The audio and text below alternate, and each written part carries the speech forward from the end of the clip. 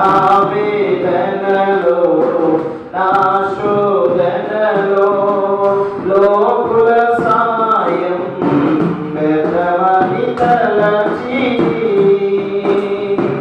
నా వేదనలో